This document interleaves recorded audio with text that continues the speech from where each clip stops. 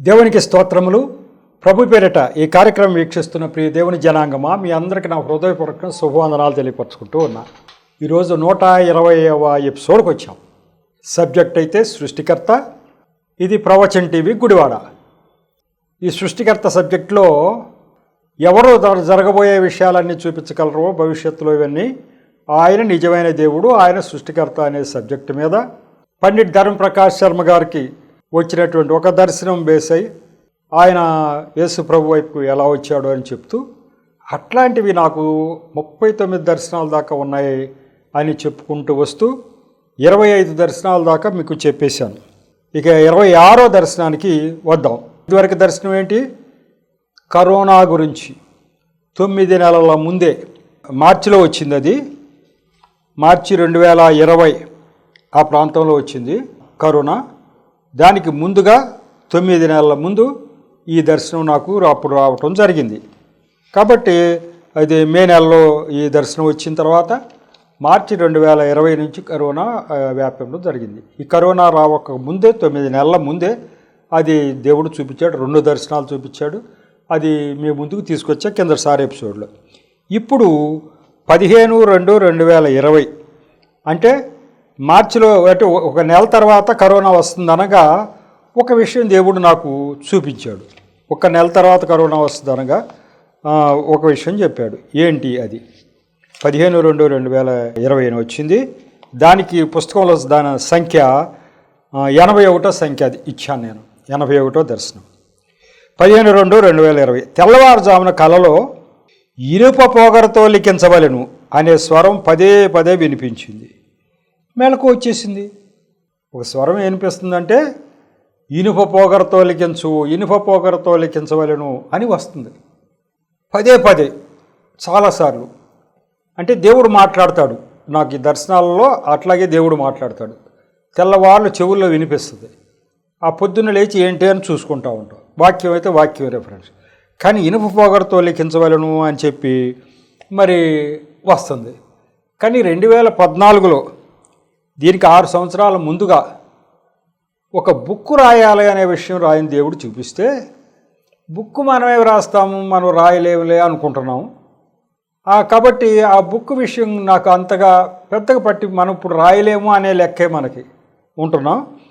ఇప్పుడు వచ్చింది ఏంటంటే ఇనుప పోగరతో లిఖించవాలని అంటున్నాడు. అర్థం ఏంటంటే, నువ్వు చెప్పే మాటలు శిలాక్షరాలు అంటారే, రాతి మీద చెక్కుతాం అక్షరాలు. మళ్ళీ ఏదొచ్చినా కూడా చెరిగిపోవు. శాసనాలు ఉంటాయి, శిలాశాసనాలు. రాజులు చరిత్రలో ఏమైనా చూడాలంటే మనకి శిలాశాసనాలు రాళ్ల మీద చెక్కించుకున్నారు. కరెక్ట్. ఈ బైబిల్ గ్రంథంలో చరిత్ర అంతా కూడా అట్లా శిలాశాసనం ఉన్నది బయట తీశారు. మోయాబు రాజుల శిలాశాసనాల్లో ఏమేమి ఉన్నాయో ఆ రాళ్ళు బయటికి తీసి చూస్తే బైబిల్ గ్రంథంలో ఎలా చెప్పారో అలాగే ఏ రాజు ఎప్పుడు ఎవరితో యుద్ధం చేశాడు, ఎప్పుడు గెలిచాడు, ఏం జరిగింది, అవన్నీ కూడా ఆ శిలాశాసనాల్లో దొరికినాయి. కాబట్టి అర్థం ఏంటి? ఆ శిలాశాసనాలు ఎంతకాలం అని ఉండిపోతాయి. ఎన్ని తరాలు గతించినా అది పోకూడదు.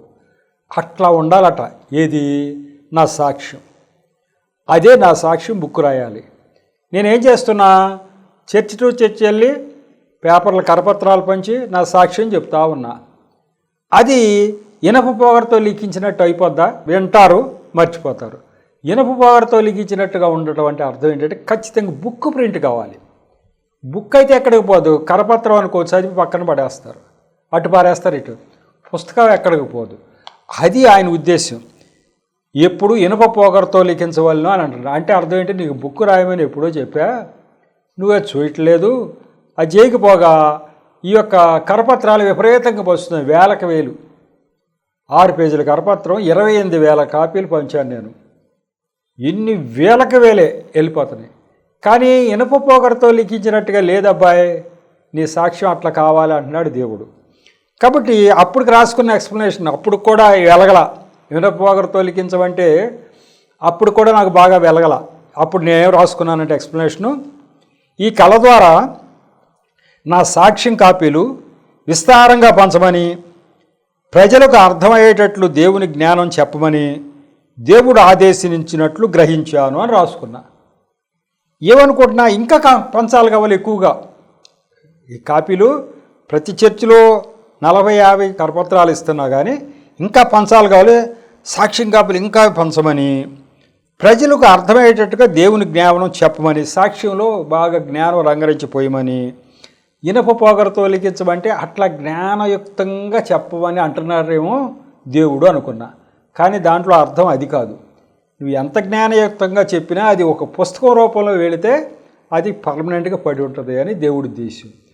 కానీ పుస్తకం మనం రాయలేమలే అని పక్కన పడేసిన సబ్జెక్టు ఇది చూపించినా మనం ఏమన్నా గ్రహిస్తామేమో అని దేవుడు అనుకున్నాడు. కానీ మనము దానికి అలా అనుకోలే. వెంటనే మార్చిలో కరోనా వచ్చింది. కరోనా వచ్చినా నేను అర్థం చేసుకునేవాడిని కాదేమో నాకు తెలియదు. కానీ ఖచ్చితంగా ఆగస్టు 2వ తారీఖు కరోనా నా మీదకు వచ్చేసింది. మీ కిందసారి ఎపిసోడ్లో చెప్పా, కరోనా ఖచ్చితంగా నా మీదకు వచ్చేసింది 2వ తారీఖు ఆగస్టు 2. ఇది చూపించింది ఎప్పుడు? ఫిబ్రవరిలో చూపించాడు. 6 నెలలకి మామూలుగా ప్రబలటం. నేను ఈ దర్శనం వచ్చిన తర్వాత ఒక నెలకి ఆంధ్రప్రదేశ్లో ఎంటర్ అయిపోయింది. కరోనా వచ్చింది, జనం చస్తున్నారు, అలా జరుగుతుంది. కానీ నాకు సోకటం అయితే ఆగస్టులో సోకింది. కానీ దేవుడు ఆయన అత్యంత కృపచేత ఆ రోజు రాత్రే నాకు దర్శనం చూపించి దాన్ని నేను పక్కకు నెట్టేస్తున్నా, బతికిపో అన్నాడు. అంతే, పక్కకు నెట్టేశాడు. బ్రతికిపోయా. టైఫాయిడ్గా మారింది, బిళ్ళలు వేసుకుంటే స్వస్థత వచ్చేసింది. కరోనా టెస్ట్ చేస్తే అది నెగిటివ్ వచ్చింది, అంటే కరోనా లేదని వచ్చేసింది. అంటే అర్థమైపోయింది, ప్రభువే తప్పించేసాడు రాత్రి అని అర్థమైంది. అప్పుడు భయం పట్టుకుంది. నేను యాక్చువల్గా చచ్చిపోవలసిన వాడిని, బ్రతికిచ్చాడు. నేను చేసిన తప్పేముందా అని వెనక్కి చూసుకుంటే, అరే పుస్తకం రాయమనే మాట మరి చెప్పారు కదా, మనం చేయలేదు అని చెప్పి అప్పుడు పట్టుకుని ఇక ఆగస్టులో నాకు జరిగితే అక్టోబర్ కలుగు ప్రింట్ అయిపోయింది అనుకోండి. 2 నెలల్లో ఎంత శ్రమించాను ఆ బుక్ రాయటానికి. 2 నెలల్లో బుక్ రాసేసి ప్రింట్ అయిపోయి కాపీలు వచ్చేసేటట్టు చేసేసి. కాబట్టి అది నాకు ఆ మేల్కొలిపి ఇవ్వటం ఇది కూడా చూపించాడు. కానీ అప్పటికి కూడా నాకు స్ట్రైక్ అవ్వలేదు. కానీ కరోనా మీద పడిన తర్వాత నాకు స్ట్రైక్ అవ్వటం జరిగింది. మరి ఇది ఎప్పుడు జరిగిందయ్యా అమల్లోకి? ఇనుప పొగరతో లిఖింపవలనంటే బుక్ రావటమే అక్టోబర్లో బుక్ వచ్చేసింది ప్రింట్ అయ్యి. కాబట్టి బుక్ రావటమే ఇనుప పొగరతో లిఖించేసినట్టే. ఇక సాక్ష్యం కాపీలు కరపత్రాలు లేదు, పుస్తకాలే పనిచేయటం. ఇక వేల ప్రింట్ చేస్తున్నాగా. అప్పటికి 5,000, ఆ తర్వాత ఇప్పుడు 14,000 వెళ్ళిపోయినాయి. వేల పుస్తకాలు ప్రింట్ అవుతున్నాయి కదా, ప్రింట్ చేస్తున్నా కదా. కాబట్టి ఇనుప పొగరతో లిఖించవాలంటే పుస్తక రూపంలో వెళ్ళవలను అనేది ఇది చూపించింది. ఎప్పుడు? ఫిబ్రవరి 2020లో చూపిస్తే మరి అక్టోబర్ 2020 కల్లా బుక్స్ అన్నీ వచ్చేసినాయి ప్రింట్ అయ్యి. కాబట్టి ఎన్ని నెలలు పట్టింది? మరి ఒక 8-9 నెలల కల్లా అది అమల్లోకి వచ్చింది. దర్శనం చూపించాడు, అమల్లోకి 9 నెలల్లో అమల్లోకి రావటం జరిగింది. ఈ దర్శనం కూడా అమలైపోయింది కదా.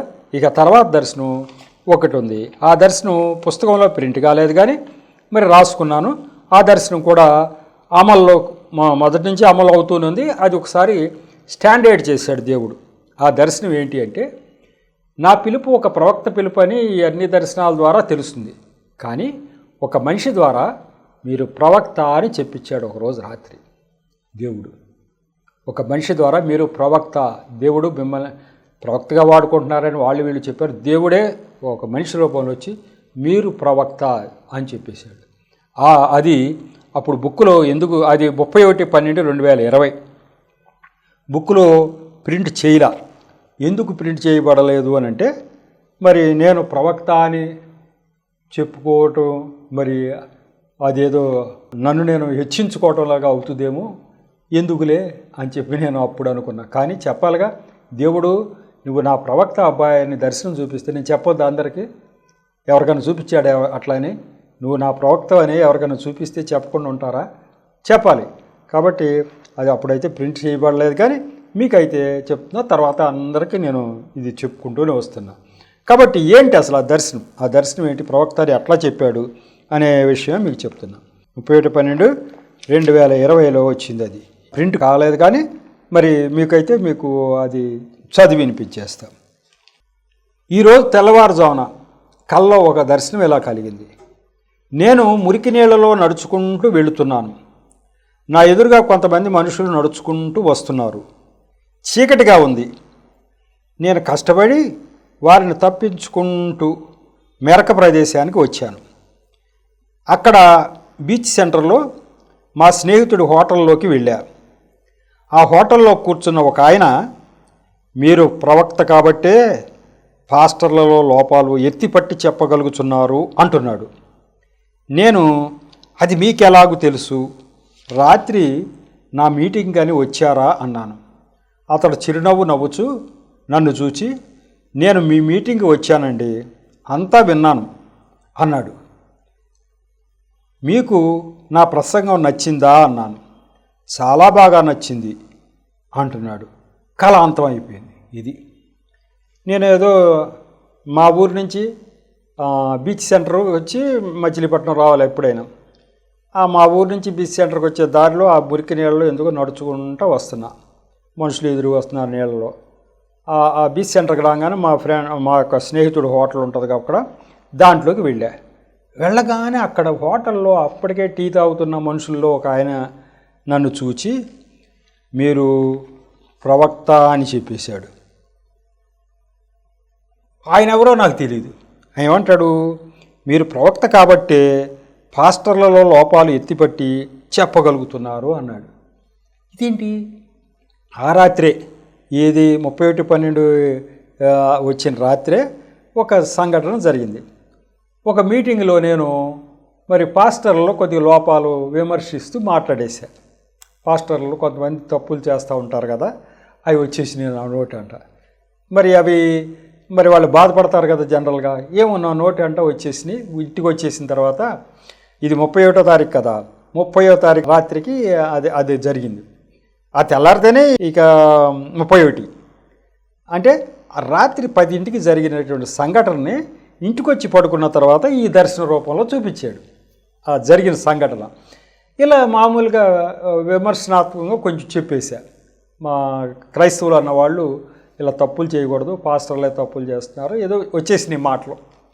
కానీ లోపల బాధపడ్డా, అరే అనవసరంగా ఈ మాటలు వచ్చేసి. ఇంటికి వచ్చిన తర్వాత రాత్రి మీటింగ్ అయిపోయి ఇంటికి వచ్చాడు, 11, 12 అయ్యింది.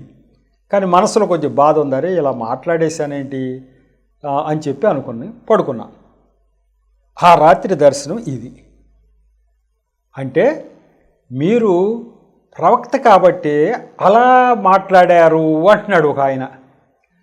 ఆయన ఎవరో, ఆయన దేవుడు అన్నమాట, ఒక మనిషి రూపంలో అంటున్నాడు, నువ్వు నా ప్రవక్త అబ్బాయే, అందుకే నేను ఏదన్నా మాట్లాడాలనుకున్నా నీ నోటి ద్వారా మాట్లాడుతుంటా, అది ఆయన చెప్పేది. మీరు ప్రవక్త కాబట్టే వేరే వాళ్ళ లోపాలు మామూలు వాళ్ళు విమర్శిస్తారా? విమర్శించరు. ప్రవక్తలు మాత్రమే దేవుడు వాళ్ళ నోట్లో ఏది పెడితే చెప్పాల్సిందే. ప్రవక్తలు వాళ్ళ సొంతగా ఏం తెలివితేటలు ఉపయోగించడానికి వీలు లేదు. దేవుడు వాళ్ళ నోటితో ఏం పెడితే ఆ మాటలు వచ్చేస్తాయి. ఇప్పుడు నేను కూడా దేవుడు పెట్టకపోతే నేను అంటాను ఆ మాటలో. మనకెందుకు రిస్కు? పాస్టర్లను మనం తప్పు పట్టుకోవటం లేకపోతే అవన్నీ మనకెందుకు రిస్కు అని మనం ఊరుకుంటాం కదా. కానీ దేవుడు పెట్టేశాడు కావాలి, ఆ మాటలో వచ్చేసినాయి. వచ్చి బాధపడుతున్నా. అప్పుడు అన్నా, నువ్వు బాధపడటానికి నువ్వు మామూలు కాదయ్యా, నువ్వు ప్రవక్తవి, అందుకే ఆ దేవుడు ఏది మాట్లాడాలంటే అవి నీ నోటి ద్వారా వచ్చేస్తాయి అని చెప్తున్నాడు ఆయన. మీరు ప్రవక్త కాబట్టే పాస్టర్ల లోపాలు ఎత్తపట్టి చెప్పగలుగుతున్నారు అన్నాడు. ఇక నేను, ఇది మీకెట్లా తెలుసు అంటే, ఎందుకంటే రాత్రి కదా జరిగింది, అప్పుడే కదా జరిగింది. ఇంటికి వచ్చి పడుకున్నాం, పడుకుంటే దర్శనం ఇట్లా వస్తుంది. మీకెట్లా తెలుసు అంటున్నా ఆయన్ని. ఎందుకంటే జరిగింది, మన మీటింగ్ ఎక్కడో జరిగింది, ఆ మీటింగ్కి ఈయనకి ఎట్లా తెలుసు అంటే మేము అంటున్నాం, మీకు ఎట్లా తెలుసు, మీరు వచ్చారా అక్కడికంటే? నేను వచ్చానండి, అంతా విన్నానండి అన్నాడు. అమ్మో, అంతా విన్నారా? మరి నా ప్రసంగం మీకు నచ్చిందంటే బాగా నచ్చింది అంటున్నాడు. నేనేమనుకున్నా, భయం, ఏంటండి అట్లా మాట్లాడారు మీరు, పాస్టర్ల లోపాలు చెప్పొచ్చా అంటారు కదా ఎవరైనా, అట్ట అంటాడేమన్నా, ప్రసంగం నచ్చిందా అన్న. చాలా బాగా నచ్చింది అంటున్నాడు. అంటే అర్థం ఏంటి? నువ్వు కాదయా మాట్లాడింది, అసలు ఆయన వేరు, పరిశుద్ధాత్మ దేవుడు నీలో ఉన్న మాట్లాడిపించాడు, మీరు ప్రవక్త అని చెప్తున్నాడు. అట్లా డైరెక్ట్గా మీరు ప్రవక్త అని దర్శనంలో వచ్చినటువంటి సందర్భం ఇది. మరి ఇది అమలు అయ్యిందా అంటే ఆ అమలు మొదటి నుంచి అవుతూనే ఉంది. దేవుడు నన్ను ప్రవక్తగా ఏర్పరచుకోకపోతే ఆయన ఇన్ని దర్శనాలు చూపించి నన్ను ఇన్ని మలుపులు తెప్పిస్తాడా? ఇన్ని కష్టాలు గుండా, ఇన్ని అవమానాలు గుండా నేను వెళ్తానా? దేవుడు నడిపించకపోతే, దేవుడు ఎప్పటికప్పుడు చెప్పకపోతే మనం చేస్తామా? ప్రవక్త కాబట్టే చేస్తున్నాడు. మామూలు వాళ్ళకి ఎందుకు చేస్తాడు? సువార్త ప్రకటించమని ఒక మాట నూరుకుంటాడు. అట్లా కాదుగా ఈయన డైరెక్షన్ ఎప్పటికప్పుడు మార్చేస్తున్నారు. నువ్వు ఎలా చెయ్యి, అలా చెయ్యి, వాళ్ళ మధ్యకి వెళ్ళు, ఆ భూస్వామి దగ్గరికి వెళ్ళు, ఏళ్ళకెళ్ళు, లేకపోతే అన్ని జనుల దగ్గరికి వెళ్ళు, మేధావుల దగ్గరికి వెళ్ళు, ఇట్లా అనేకమైనటువంటి డైరెక్షన్లు ఇచ్చి అలా చేయిస్తున్నారు. కాబట్టి ఇప్పుడు దీన్ని బట్టి మనకు అర్థమేమవుతుంది? మన నోటి ద్వారా మాట్లాడేది దేవుడు అని అర్థమవుతుంది. తర్వాత మనది ప్రవక్త పిలుపు అని రూఢి అవుతూ ఉంది. అక్కడ గబుక్కుని విమర్శలు ఏవి వస్తున్నాయంటే దేవుడు మాట్లాడదలుచుకున్నప్పుడు నా నోటితో మాట్లాడు. మరి ఈ విషయంలో పాస్టర్లు మామూలుగా బాధపడి ఉండవచ్చు. మరి దేవుడు మరి పెట్టిన మాటలు వచ్చినవి, అవి సహృదంతో పాస్టర్లు అర్థం చేసుకోవాలి, పాస్టర్లు నన్ను క్షమించాలి కూడా అన్నందుకు. అయితే దేవుడు కదా మాట్లాడింది, నేను కాదు కదా. దర్శనంలో చూపిస్తున్నాడు, నేను మాట్లాడింది దేవుడయ్యా, నువ్వు ప్రవక్తవే అని చెప్తున్నాడు ఆయన. కాబట్టి అట్లా జరిగింది. మరి ఇటువంటి చక్కగా దర్శనాల ద్వారా దేవుడు మాట్లాడేది నేను చెప్పకుండా దాచేస్తే ఎట్లా? ఈ దేవుడు మాట్లాడతాడని, ఈ దేవుడు అన్నీ చూస్తాడని, తన ప్రవక్తల నోటి ద్వారా ఆయనే మాట్లాడతాడని ప్రజలకు తెలిసేది ఎట్లా? వచ్చిన దర్శనం మనం చెప్పాల్సిందే కదా. కాబట్టి ఆ దర్శనం మీ అందరి ముందుకు ఈ యొక్క మీడియా ద్వారా తీసుకురావడం వల్ల జరిగేది ఏంటి అంటే, ఈ దేవుడు మాట్లాడే దేవుడు, ఎవరైనా తప్పులు చేస్తూ ఉంటే చూచే దేవుడు, ఆ తప్పులు ఇది తప్పు అని తన ప్రవక్తల నోటి ద్వారా ఈ దేవుడే మాట్లాడి చెప్తాడు. ఇది బైబిల్ గ్రంథంలో ఎప్పుడో జరిగిన సంఘటనలు కాదు, ఇప్పుడు కూడా జరుగుతున్నాయని ప్రజలందరికీ ఈయన జీవం గల దేవుడు. యేసు ప్రభు వారు ఈ లోకంలో నడయాడినప్పుడు ఆయన ఎట్లా జీవించి మాట్లాడాడో అట్లా ఇప్పుడు కూడా మాట్లాడుతున్నాడు. ఈయన జీవించే ఉన్నాడు యేసు ప్రభు వారు, ఈయన అన్నీ చూస్తూనే ఉన్నాడు. కథ ఆయన మాట్లాడు, ఆయన ప్రవక్తల నోటి ద్వారా మాట్లాడతాడు. ఈ విషయం ప్రజలందరికీ అర్థం చేయాలి. ఇట్లా ఎక్కడ ఏ దేవుడుగా చెప్పబడిన వాళ్ళు ఎవరు చేయటిల్లా, అటువంటి సందర్భాలే లేవు.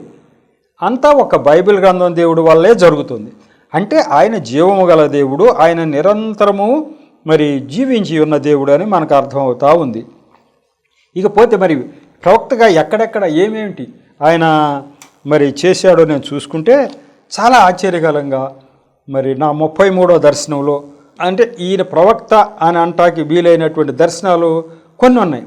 నా 33వ దర్శనంలో ఏంటి చెప్పాడంటే, ఒక బుక్ రాయవయ్యా అన్నాడు. ఎట్లా ఎవరికైనా చెప్పి బుక్ రాయమని రాయించాడు. ఆ తర్వాత 6 సంవత్సరాలకు మనం బుక్ రాసాం. అలాగే 58వ దర్శనంలో ఏంటి, ఒక డాక్టర్ ఆనంద స్థిరా గారు కానీ మన స్టేట్ కాదు వేరే రాష్ట్రం నుంచి వచ్చినటువంటి ఒక ఆయన చేయి పట్టి లేపి, ఇదిగో దేవుడు ఆత్మ మీ మీద బలంగా పనిచేస్తుంది, మీరు దేవుడి పరిచర్య బలంగా పనిచేయబోతున్నారని చెప్పాడు. మరి చెప్పాడంటే ఇదంతా ఒక ప్రవక్తకే జరుగుతాయి కానీ మామూలు వాళ్ళకి జరగవు కదా. అలాగే 62వ దర్శనంలో ఒక మీటింగ్లో నూజివేడు, అక్కడ ఒక మీటింగ్లో ఒక విశ్వాసి, అయ్యా నాకు దేవుడు దర్శనం చూపిస్తున్నాడు, మిమ్మల్ని తన ప్రవక్తగా వాడుకుంటున్నాడని నాకు దర్శనం ద్వారా చూపించాడని బహిరంగంగా ఆ మీటింగ్లో ఆమె చెప్పింది. అది 62వ దర్శనం. అలాగే 73వ దర్శనంలో ఏం చెప్తున్నాడు, నేను మాట్లాడే మాటలు టీవీలో వచ్చేస్తున్నాయి. ఏంటి టీవీలో వస్తున్నాయి, ఎట్లా వస్తున్నాయి అంటే, ఇదంతా నేనే ఏర్పాటు చేశాను. ఇది ఎట్లా వచ్చింది, ఎవరు రికార్డ్ చేశారు అంటే ఒక ఆయన, నేనే ఇవన్నీ రికార్డ్ చేసి ఉంచాను అని చెప్తున్నాడు. నేనే చేశానయ్యా అంటున్నాడు. ఎప్పుడు ఇది 2018, అంటే టీవీలో వచ్చే ఏర్పాటు నేను చేశానని 2018లో చెప్తే ఎప్పుడు అమల్లోకి వచ్చింది, 2022లో వచ్చింది. మరి ఈ ఏర్పాటు ఆయన చేయకపోతే ఇది జరిగేదా? జరగదు. కాబట్టి ఇది ప్రవక్త పిలుపు అంటాకి ఇవన్నీ ఆయన చెప్తేనే జరిగింది. బుక్ అని ఆయన చెప్తే ఇన్నాళ్ళ తర్వాత జరిగింది. అలాగే టీవీ అని ఆయన చెప్తే ఇన్నాళ్ళ తర్వాత జరిగింది. అట్లా జరుగుతుంది. తర్వాత 84వ దర్శనంలో ఏం చెప్తున్నాడో చూద్దాం. నాకు అప్పటికి బుక్స్ ప్రింట్ అయ్యి వచ్చినాయి కదా, రొట్టె ముక్కలు విస్తారంగా అటు ఇటు వేసుకుంటూ వెళ్ళిపోవని చెప్పాడు. అంటే ఈ బుక్స్ విపరీతంగా పనిచేయి నువ్వు అంతే.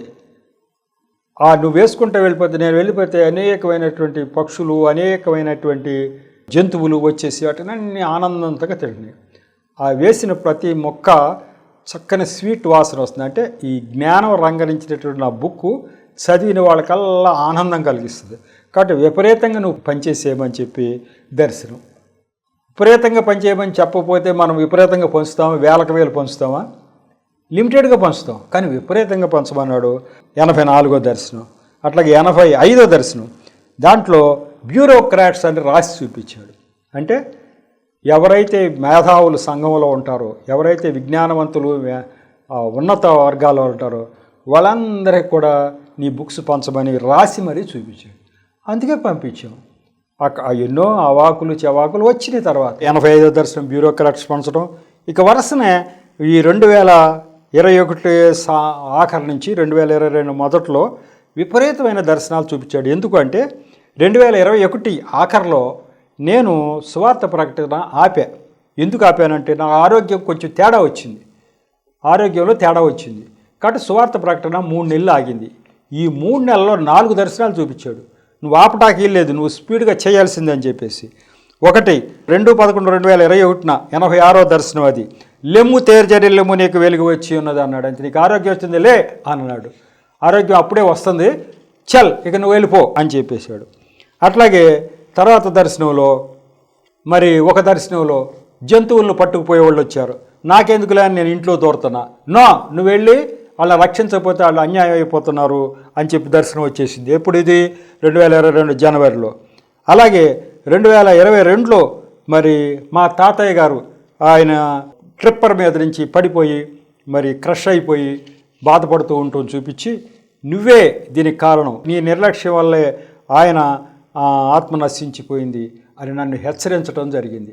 అంటే నువ్వు సువార్త ప్రకటనకి వెళ్ళకపోతే మీ తాతయ్య లాంటి వాళ్ళు మంచి మనుషులు ఎంతోమంది నరకానికి వెళ్ళిపోతున్నారు, నువ్వు లే అని చెప్పి 4 దర్శనాలు ఒకదాని మీద ఒకటి. ఇది ప్రవక్తగా చెప్పకపోతే మామూలు మనుషుల వాళ్ళకి ఇట్లా చెప్తారు ఎక్కడైనా? మనం 3 నెలలు ఆగేసరికి ఆరోగ్యం కొంచెం తేడా వచ్చింది అని మనం ఆగేసరికి, పైగా అందరూ నన్ను ఆరోగ్యం తేడా వచ్చేసింది, ఎందుకు అనవసరంగా నువ్వు పాడు చేసుకుంటావు ఆరోగ్యం అని హెచ్చరిస్తున్నారని వాళ్ళ మాటకి తలొగ్గి ఆరోగ్యం ఎందుకు పాడు చేసుకోవటం, జరిగిందేదో జరిగిందిలే అని ఊరుకుంటే దేవుడు మేల్కొలిపి లే నువ్వు ఈ పని చెయ్యి అని ఎవరికైనా చెప్తాడో మామూలు వాళ్ళకి? తన ప్రవక్తలకే చెప్తాడు. కాబట్టి ఇట్లా ఈ యొక్క మీరు ప్రవక్త అని చెప్పినటువంటి ఆ దర్శనం వీటన్నిటి ద్వారా రుజువు అవుతూ ఉంది, మొదటి నుంచి రుజువు అవుతూ ఉంది. ఆయనే స్పష్టంగా 31/12/2020 మీరు ప్రవక్త అని చెప్పేశాడు. కాబట్టి ఆయన చెప్పిన పద్ధతిలో మనం నడిచేటట్టుగా చేస్తున్నాడు. ఒకవేళ ఎక్కడన్నా దారి తప్పుతుంటే నో ఇలా చెయ్యి అని చెప్పిస్తూ ఉన్నాడు. ఇది అమలుపరచబడిందా? అమలుపరచబడింది. ప్రవక్త అన్నాడు, ప్రవక్తలాగానే చేయిస్తున్నాడు. ఒకవేళ మాంతే ఊరుకోట్లా, నువ్వు ఎలా చేయి అంటున్నాడు. కాబట్టి ఇది కూడా అమలుపరచడం జరిగింది. ఇక తర్వాత దర్శనాలు వచ్చే ఎపిసోడ్లోకి తీసుకెళ్దాం. ఇక స్పీడ్గా తీసుకెళ్తాను లేక దగ్గర ఇప్పుడు 27 అయిపోయినాయి. ఇంకా కొద్దిగానే ఉన్నాయి కాబట్టి 10-12 ఉన్నాయి. అవి తర్వాత ఎపిసోడ్లో తీసుకెళ్దాం. ఇప్పుడైతే మరి ఈ యొక్క ఎపిసోడ్ 120 ఎపిసోడ్ ఇది. ఈ 120 ఎపిసోడ్ ఇప్పుడుతో ముగించుకుందాం. దేవుడి యొక్క మాటల్ని సాక్ష్యాన్ని దీవించును గాక. చిన్న ప్రార్థన చేసి ముగిస్తా. కృపగల దేవా, మహాపరిశుద్ధుడా, ప్రేమగల తండ్రి, కృప మీకు వందనాలు స్తోత్రాలు చెల్లించుకుంటున్నాను తండ్రి. ఈరోజు ఈ యొక్క 120 ఎపిసోడ్ను కూడా తగిన నడిపింపు ఇచ్చారు తండ్రి. నన్ను మరుగుపరిచి నా నోటి ద్వారా మీరు మాట్లాడారు. అట్లాగే విషయం అర్థం చేసుకునే శక్తిని బిడ్డలకు దయచేశారు. ఈ యొక్క జ్ఞానం అనేక మందికి పంచి మరి దేవుడి యొక్క సృష్టికర్త అనేటువంటి జ్ఞానం అనేక మందికి పంచి మరి వారు కూడా గ్రహించడానికి వీలయ్యే విధంగా సహాయం చేయమని ప్రార్థిస్తున్నాం. నిరంతరము మీ యొక్క సహాయాన్ని మా అందరి మీద కొనసాగించి ఆశీర్వదించమని మా ప్రభువును రక్షకుడైన యేసు నామములో పరమ తండ్రిని ప్రార్థించి వేడుకుంటున్నా తండ్రి, ఆమెన్. మరొకసారి మీ అందరికీ నా హృదయపూర్వక వందనాలు తెలియపరచుకుంటూ ఉన్నా. వందనాలు.